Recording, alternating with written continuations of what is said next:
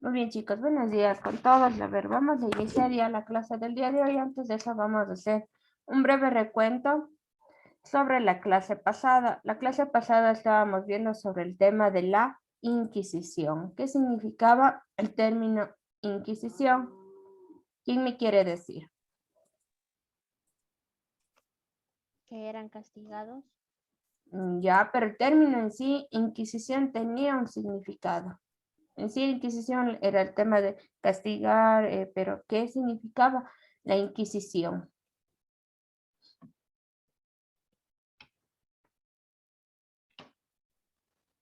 Dice, era de interrogar a las personas que se consideraban en contra de la Iglesia Católica Cristiana. Muy bien, el término Inquisición, Significa interrogación. interrogación, viene del término latín inquisitio, que significa interrogatorio, ¿sí? Inquisitio, que significa interrogatorio, ¿ya?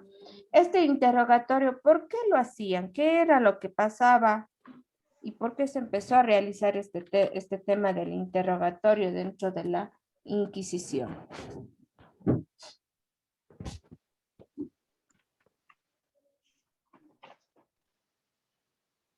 ¿Quién recuerda?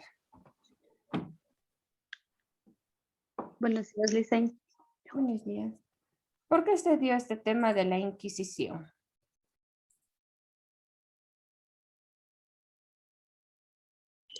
Su objetivo principal era castigar a todas las personas en contra de los dogmas. Muy bien, Braulio. Castigar a las personas en contra de qué dogmas, pero Braulio, específicamente, ¿de qué Del dogmas? cristianismo, licenciado. Del cristianismo, ¿ya? Haciendo un breve recuento, el tema, para complementar lo que dice Braulio, ¿no es cierto? Era un castigo a todas las personas que no respetaban los dogmas de la iglesia. Era el tema de quienes se ponían en contra de las reglas que tenía la iglesia y entonces, por lo tanto, surge este tema o se forma el Tribunal de la Santa Inquisición. Esta Santa Inquisición, ¿cómo funcionaba? Se funcionaba mediante, primerito, interrogatorios, ¿no? Persecuciones, interrogatorios, torturas y en algunos casos hasta la muerte a las personas que se consideraban o que tenían ideologías diferentes a la Iglesia Católica vigente en ese momento, ¿sí? Cristiana, la Iglesia cristiana vigente en ese momento, ¿sí? Esto surge para detener lo que es el tema de avance de grupos reformistas. ¿Quiénes son los grupos reformistas? Eran aquellos que estaban en contra de la iglesia, ¿no? Después de eso vimos algunos ejemplos, ¿no? De cómo eran los castigos que les realizaban, ¿no? Dentro de la Inquisición, ¿sí? Y a raíz de todo este tema de persecuciones, de querer cambiar lo que es la ideología de la Iglesia Católica, surgen también lo que son las universidades medievales, ¿sí? Estas universidades medievales tuvieron su inicio con dos tipos de ciencias. ¿Cuáles eran esos dos tipos de ciencias que se daban en estas universidades medievales? Las ciencias. Era la teología, ciencias sociales y naturales. Ya, las ciencias fáticas, que eran las ciencias sociales y naturales, ¿ya? Y Y creo las que había formales, lógica y matemática. exactamente, las ciencias formales, las lógica y matemática, ¿sí? Esas son las dos ciencias con las que inician las universidades medievales. Muchas gracias, María, ¿ya? Estas universidades medievales, ¿en dónde se dieron su origen? ¿Y con el aporte de quiénes?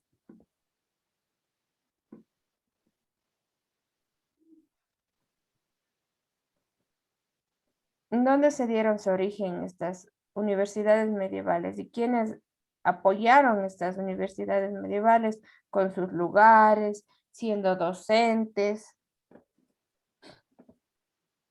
Me acuerdo solo que los docentes parece que eran monjes, de ahí comenzaron. Exactamente, eran los monjes, eran los que eran parte del clero de la iglesia, ¿sí? eran los que eran parte de la iglesia, eran los docentes que estaban realizando lo que es la parte educativa de estas universidades. Estas universidades medievales surgen con el fin de educar en algo más, ¿sí? En una especialización, en tal vez en otros oficios, fuera de los oficios que ellos ya tenían base, ¿no? De base, como era la agricultura, el comercio, ¿sí? Pero estas universidades surgen ya con el fin de instruir a la gente en otra actividad más, ¿ya? Estas universidades, y de aquí deriva el término de universitas, ¿sí? Las personas que asisten a una institución para educarse. Pero, ¿quiénes eran los que se educaban? ¿Era toda la población? No, eran No, solo los reyes, Los los hijos hijos de de los los reyes, reyes, Nobles. nobles, los de Ya, clases sociales así de altas nomás. Ellos eran los que aristocrática. recibían. claro. exacto. Se La podían clase, preparar para llegar a ser como digamos maestros, algo así. ya se preparaban ellos para hacer, para tener, ¿no? Su especialidad, ¿no? Diferente a lo que ellos trabajaban dentro de la agricultura, pero accedían solo las personas, los hijos de la nobleza, es decir, la clase social aristocrática, y también accedían los que estaban, los que querían o tenían ideologías de ser sacerdotes, ¿ya? ¿Dónde se realizaban estos estudios en las universidades medievales? En los templos, dice. En los templos, muy bien, Ruth, en los templos, ¿sí? En los templos. De ahí, ese es el aporte de la iglesia que tiene para estas universidades medievales, el haber dado sus lugares como tal, los templos, para que surjan estas universidades, para que también en la parte educativa quienes los intuían eran los sacerdotes, los que pertenecían a esos templos, y de ahí fueron surgiendo otras universidades y también tenemos como lo que eran los aportes de las universidades, ¿sí? Como era una renovación de la educación, hablábamos también ya de la implementación de otras materias o otras especialidades, ¿sí? Fuera de las ciencias fácticas y las ciencias formales que iniciaron, que esas son las que con las que dieron origen. De ahí se derivan a otras o se clasifican en otras asignaturas que las cuales se dieron como aporte ya de la universidad, como era el tema del arte, el tema de la lengua y literatura, el tema de la teología, el tema del derecho, ¿sí? Son otras asignaturas que se crearon a partir de las ciencias formales y las fáticas. También en el tema de crear bibliotecas, ¿sí? Dentro del tema de cuál fue el aporte en sí de la universidad, de las universidades ya creadas, ¿sí? Eso con respecto al tema de la semana pasada, que hemos hecho un breve recuento. El día de hoy nos corresponde ver que a raíz de estas universidades medievales, ¿sí? Se da lo que es una expansión cultural, artística, arquitectónica y científica, ¿sí? Al consolidarse las universidades como centros de enseñanza, ¿qué significa el término consolidarse? ¿Quién me dice? ¿Qué significa el término consolidarse? Como algo fijo, como algo que ya se quedó. Exacto, muy bien, como algo que se establece, algo que se fija, algo que le pone de manera definitiva, algo que no es transitorio, ¿sí? Podemos llamarle al colocarse, al implementarse un sistema educativo permanente, ¿sí? Al consolidarse o establecerse estas universidades como centros de enseñanza y aprendizaje superior, surgen nuevas manifestaciones culturales, artísticas y científicas dentro de esta época medieval, ¿sí? Hablando en el tema culturalmente y artísticamente, sucede que se da el florecimiento de personas con nuevas ideas. ¿Qué significa este florecimiento de personas con nuevas ideas?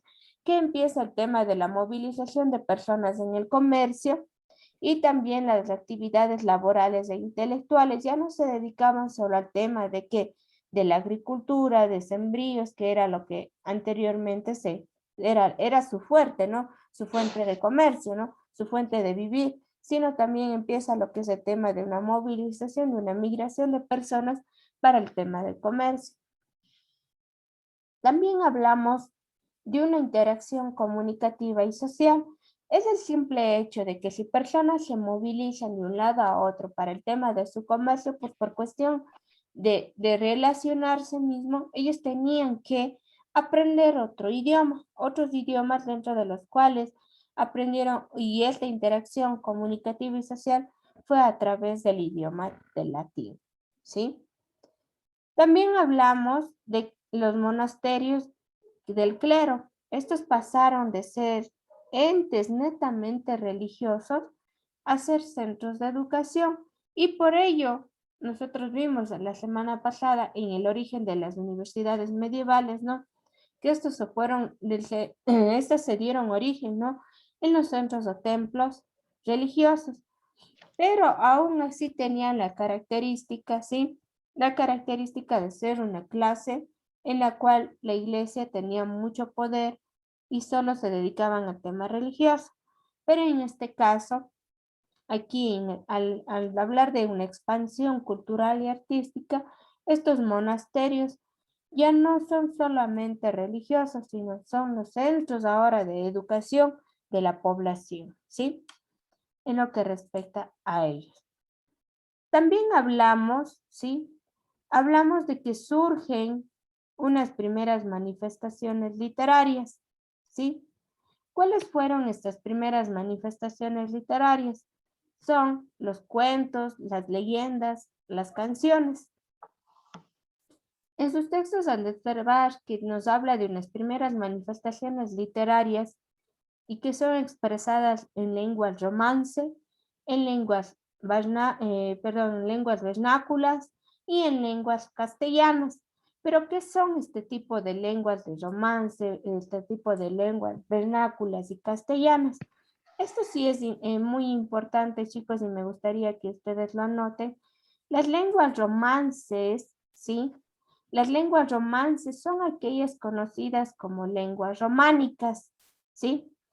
Estas lenguas románicas se desarrollan a partir del idioma latín, ¿sí? Del latín, y las mismas que pueden ser recitadas de manera cantada, ¿ya? Cantada o como cancioncillas, si ustedes investigan la van a encontrar, ¿sí? Dicen, disculpe, ¿puede repetir nuevamente? Ya, a ver, vamos a colocar, ¿ya? Las lenguas romances son lenguas conocidas como lenguas románicas, ¿sí? Lenguas románicas. Se desarrollan a partir del latín, ¿sí? Se desarrollan a partir del latín, del idioma latín, y estas pueden ser recitadas o utilizadas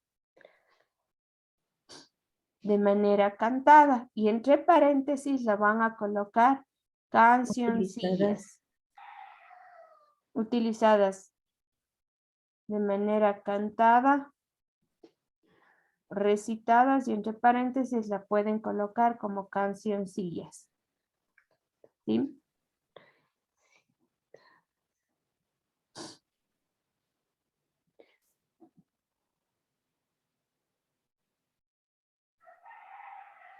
¿Ya? Esas son las lenguas romances. En cambio, ¿qué pasa con las lenguas vernáculas? Porque ustedes tienen en su texto ahí las lenguas vernáculas. Pongamos lenguas vernáculas, ¿ya? Se refiere a una lengua propia, de la época romana, ¿sí? A una lengua propia.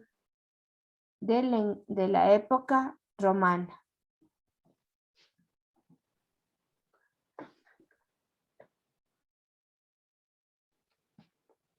¿Ya?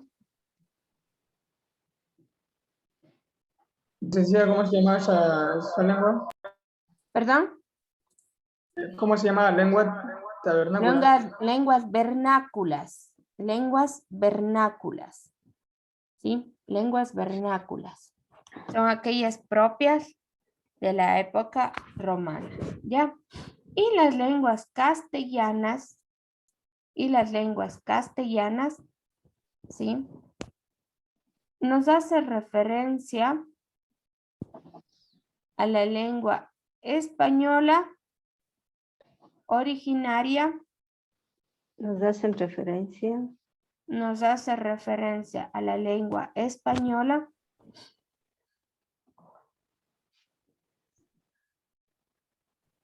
¿Sí? Española. Originaria de un grupo ibérico. ¿Sí? En la lengua española originaria de un grupo ibérico que generalmente utilizaban también la lengua romance.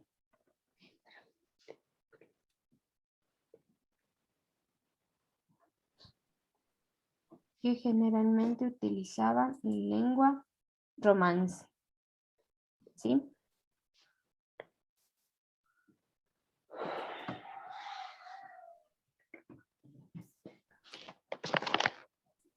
Listo, chicos. Entonces, estos cuentos, estas leyendas, estas canciones fueron consideradas las primeras manifestaciones literarias que surgen en esta expansión cultural, artística, ¿no?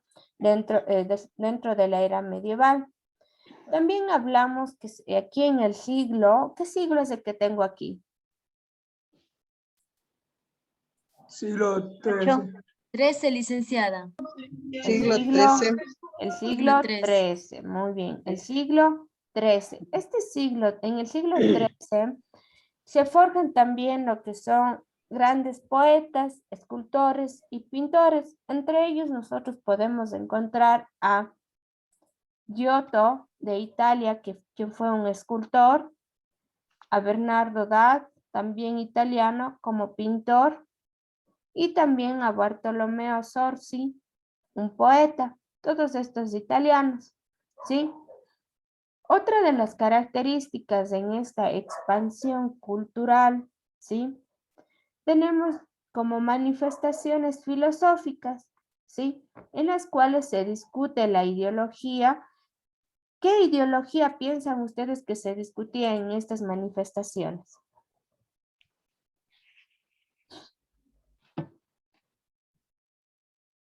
¿Cuál fue la pregunta? Disculpe, licenciada. ¿Qué ideología? Si decimos que en la expansión cultural hablamos que surgieron manifestaciones filosóficas y en las cuales se discute su ideología, ¿de qué ideología estamos hablando? Artística, tal vez, Lice. La ideología artística, ya.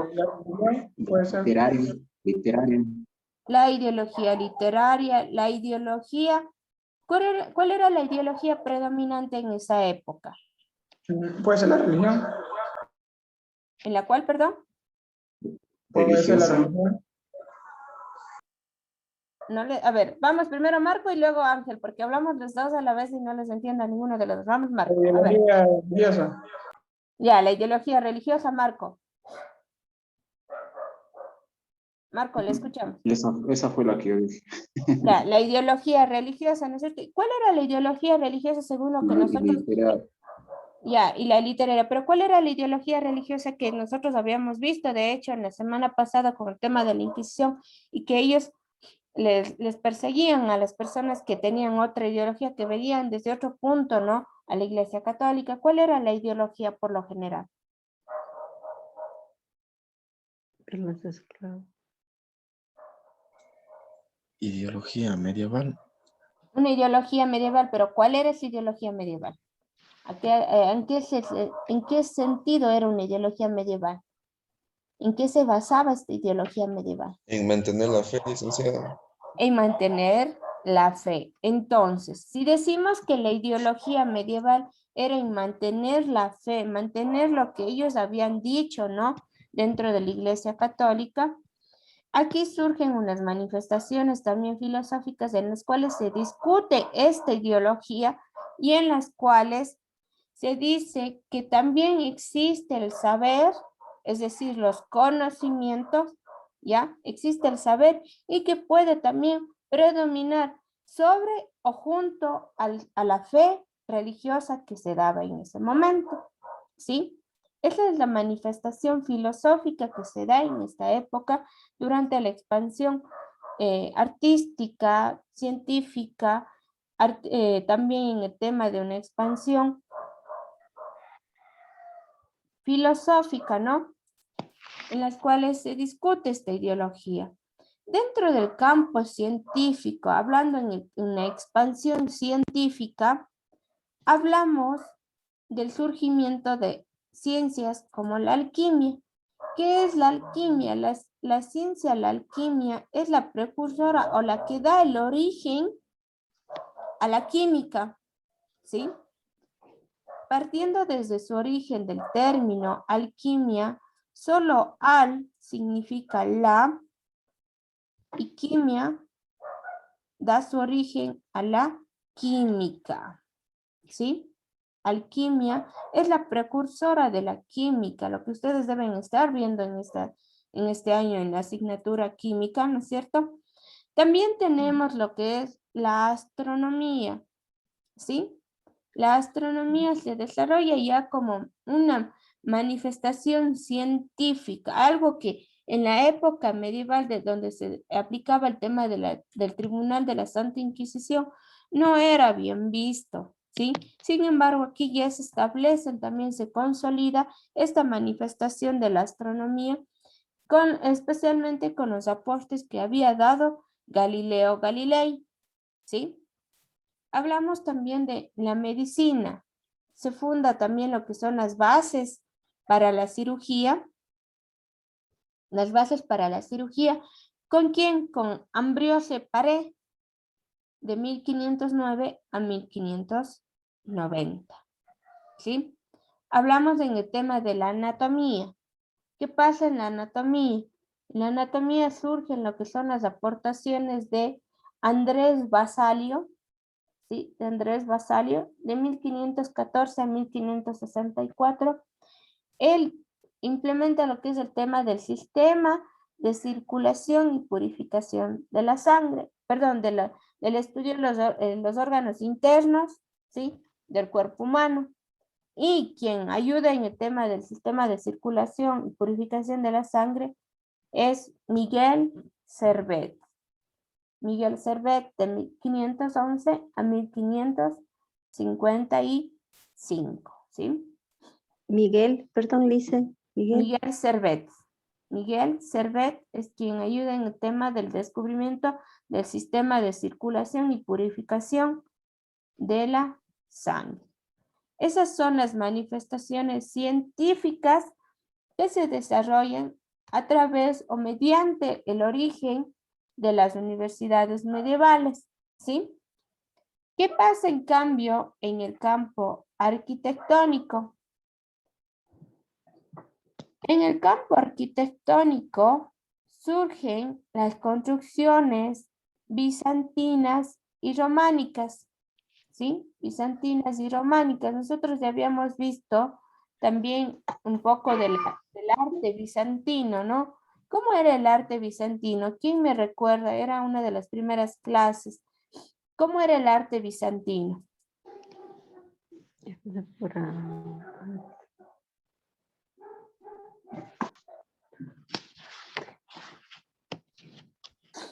¿Cómo era el arte bizantino?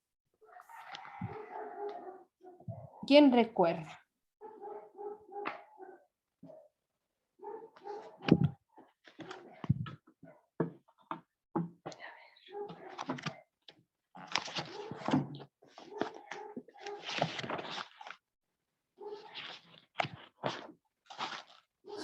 ¿Cómo era el arte bizantino? ¿Quién recuerda? ¿Quién? No era eso de que dibujaban así a sus dioses, así en paredes, en vidrios, no estoy segura. Ya, gráficos, muy bien, habían unos dos tipos en los cuales habíamos hablado de dos tipos de este arte, en los cuales el uno quería reflejar más, el uno era más sencillo, el otro era más llamativo en este tipo de arte bizantino. Ya, sin embargo, ese era solo el arte en sí, las pinturas, lo que reflejaba, ¿sí? Pero aquí, después del origen de las universidades medievales, ya vienen en cambio las construcciones bizantinas y románicas, que se dieron en los siglos XI y XII. Y también tenemos aquí unas nuevas construcciones en el campo arquitectónico que surgen, las construcciones góticas, ¿sí? Construcciones góticas que fueron del siglo XII al siglo XV, ¿sí? Con lo que respecta a las construcciones góticas, vamos a observar esta información.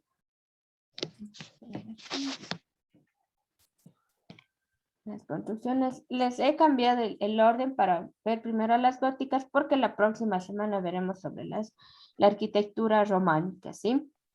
Entonces hoy me enfocaré en el gótico, en el arte gótico, ¿ya?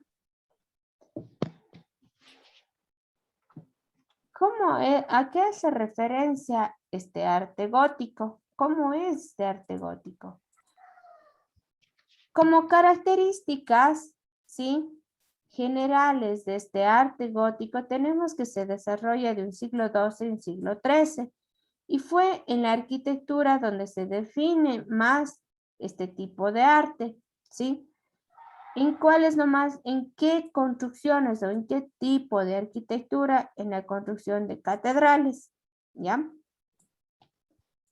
Hablamos de que el arte gótico emplea, ¿sí?, gran número de ciudadanos para el tema de sus construcciones y hace una reclasificación este arte gótico, porque a pesar de que ya se clasifica en una construcción románica y en una construcción gótica, esta hace una reclasificación hablando de una arquitectura civil y una arquitectura religiosa, ¿sí?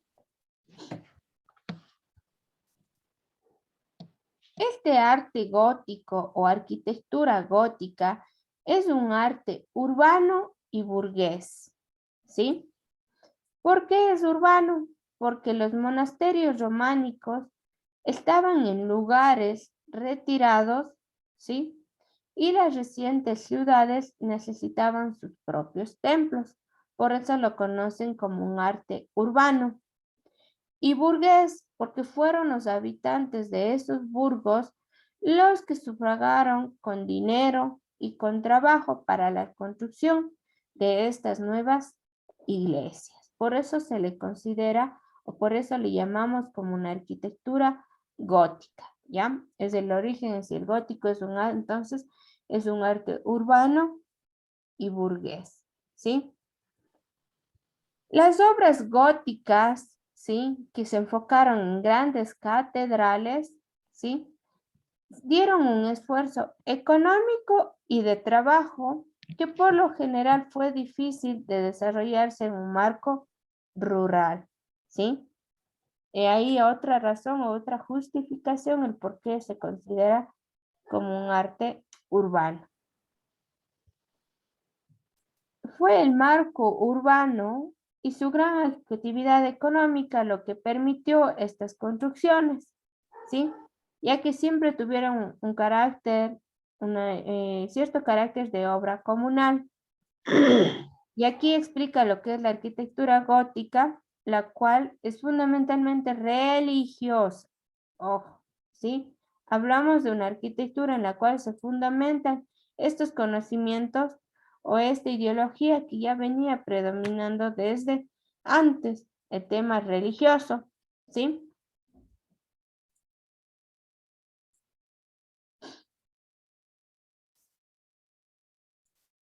El fenómeno del crecimiento de las ciudades dentro de la arquitectura, como parte de la arquitectura gótica, ¿sí?, se debió a algunas causas económicas, culturales y políticas, ¿sí?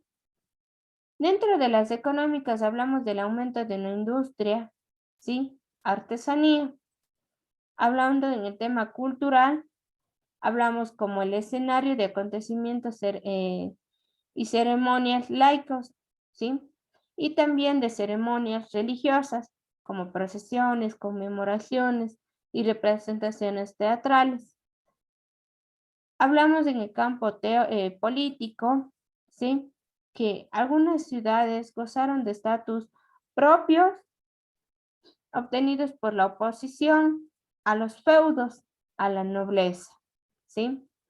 Y estas fueron utilizadas por los reyes en su lucha contra la nobleza feudal.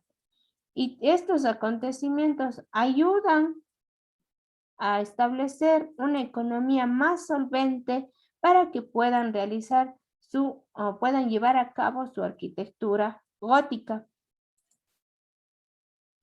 Sí, aquí tenemos un ejemplo de un tipo un ejemplo de arquitectura gótica, ¿sí?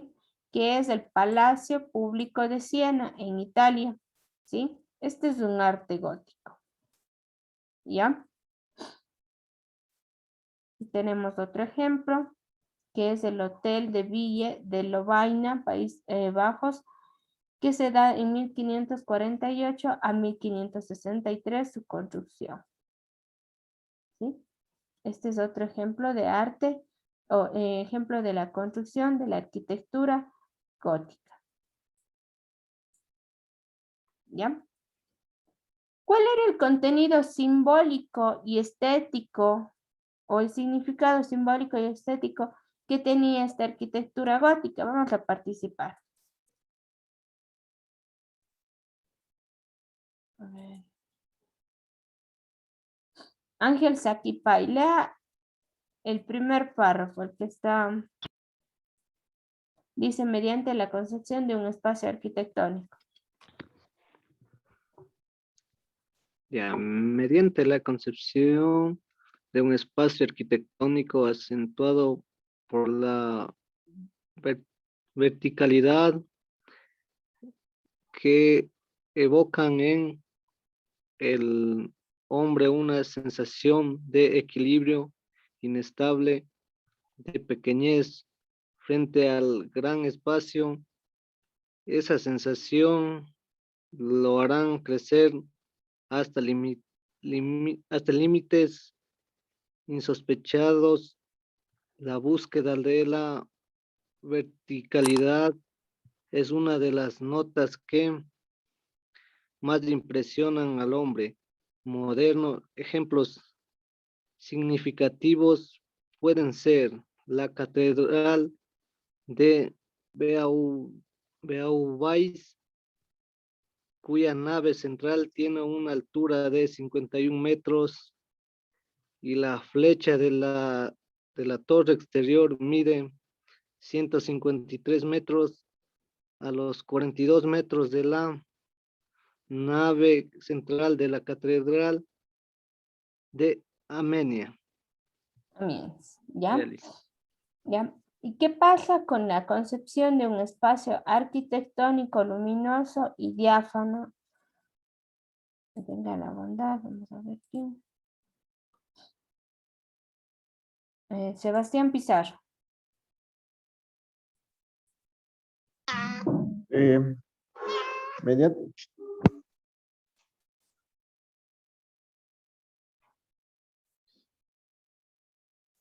Sebastián. Perdón, y ahorita. Mediante la concepción de un espacio arquitectónico luminoso y diáfano de la iglesia catedral es una plasmación de la mística de la luz. Material es imagen de la luz y material de Dios, produciendo un paralelismo entre la luz terrenal y la luz celestial. El hombre tiene por su naturaleza o como consecuencia del pecado original dificultad de acceso a la luz, por lo que precisa de una estructura básica que la facilite el camino hacia ella, una forma de transportar al hombre hacia la luz, hacia Dios, es a través del calor o que alcanza las cimas únicas del de tratamiento de vitrales o vidrierías. La aplicación de vidrierías posibles por razones de tipo técnico, ya que el empleo de la bóveda, crucería y objetiva de la gran a través de, perdón, crucería y posible las razones del tipo técnico, ya que el empleo de la bóveda, crucería y la ojival a la gran innovación técnica del siglo XII hace innecesario los nuevos muros de los reduce a la función de cerrar espacios interiores y transportar empujes hacia las construfuentes exteriores. Es la primera vez que el estilo se preocupa directamente por la luz, orientación al este, lugar por donde sale el sol y las vidrierías. El calado de las tracerías contran con la tendencia hacia la oscuridad y carácter macizo del edificio romántico. Románico, no romántico, románico. Sí. ¿Ya?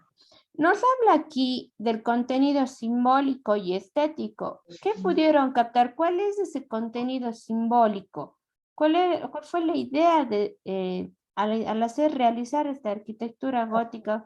¿Cuál fue su contenido simbólico y estético? ¿Qué querían hacer mediante ese tipo de construcción gótica? Como sentirse como digamos cerca de Dios, o sea, como dice del calor, o sea, era como estar más cerca de Dios. Yo le entendí Ya, así. muy bien, sí. Sus construcciones al ser exageradamente altas, sí, con sus elementos altos, y que la próxima semana veremos el tema de la nave central, cómo fueron construidas, ¿no? El hecho de realizar las altas, ellos tenían una ideología, un contenido simbólico en la cual era sentirse más cerca, ¿sí? Más cerca o sentirse como estar dentro de donde ellos consideraban que estaba su Dios, ¿no? ¿Qué otra percepción o concepción pudieron ustedes absorber de esta lectura del contenido simbólico y estético de la arquitectura gótica?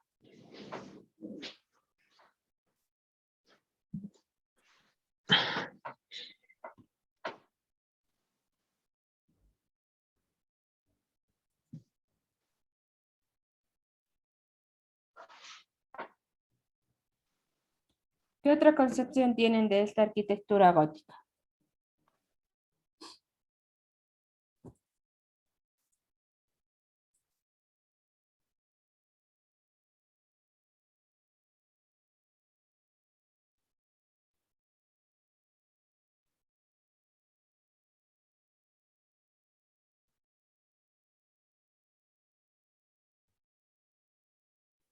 Les leo esta partecita. El hombre tiene por su naturaleza o como consecuencia del pecado original la dificultad de acceso a la luz en la parte simbólica, en la parte religiosa, porque en la parte estética ya dijimos hace un momento que es el hecho de las construcciones muy llamativas, demasiado altas, lo que haría la idea de que le facilita estar cerca de su Dios. Pero en el tema simbólico, la idea de la creación de la arquitectura gótica tenían esta concepción de que el ser humano tiene dificultad de acceso a la luz, por lo cual ellos tenían que hacer una estructura básica en la cual le facilite el camino hacia el hombre, hacia la luz, ¿sí? Una estructura básica en el tema de colores, en el tema de la vidriería, ¿sí? Específicamente en aquello, hablando en la arquitectura gótica. Yo les he dejado en su plataforma un link, ¿sí? De un video. Algo leve, algo breve, sí, porque la próxima semana tocaremos el tema del arte románico. Es que este fue un estilo predominante artístico de los siglos XI y XII y parte también del XIII. Este fue el primer gran estilo netamente cristiano y europeo. en la cual agrupa diferentes opciones, ¿sí? De la Edad Media, como la romana, la prerrománica, la bizantina, la germánica y el árabe, ¿ya? Y ustedes tienen un video, el cual me gustaría que observen, que habla sobre este tipo de arte dentro de la expansión cultural, artística, arquitectónica y científica de la era medieval, ¿sí? O Edad Media, como también nosotros le conocemos. ¿Ya? Vamos a dejar hasta ahí.